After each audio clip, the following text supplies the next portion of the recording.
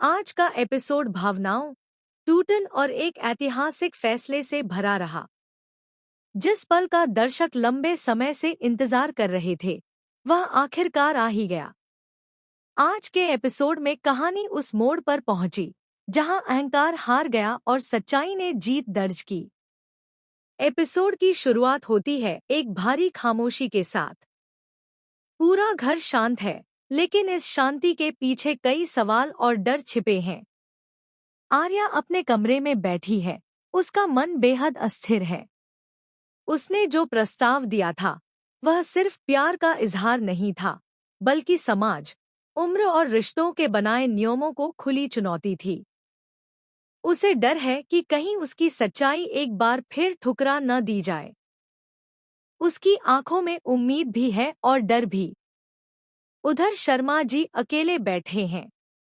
वह वही शर्मा जी हैं जिन्हें अब तक सख्त फैसलों और सामाजिक मर्यादाओं का प्रतीक माना जाता था। लेकिन आज उनका चेहरा बदला हुआ है। उनके भीतर एक गहरी लड़ाई चल रही है, दिल और दिमाग के बीच। उन्हें आर्या के शब्द याद आ रहे हैं, उसका आत्मसम्मान, उसकी सच्चाई और वह लाल गुलाब, जो सिर्फ प्यार नहीं बल्कि साहस का प्रतीक था। पहली बार उन्हें एहसास होता है कि जिंदगी सिर्फ समाज के डर से नहीं जी जा सकती। घर के हॉल में सभी इकट्ठा होते हैं। माहौल बेहद तनावपूर्ण है। हर किसी की नज़र शर्मा जी पर टिकी है। तभी शर्मा जी आर्या को सामने बुलाते हैं। आर्या के कदम कांपते हैं, लेकिन वह खुद को संभालते हुए आगे बढ़ती है। उसके चेहरे पर डर साफ झलक रहा है, क्योंकि वह नहीं जानती कि अब क्या होने वाला है, एक और अपमान या उसकी सच्चाई की जीत। शर्मा जी कुछ पल तक चुप रहते हैं। यह चुप्पी सबके दिल की धड़कनें बढ़ा देती है।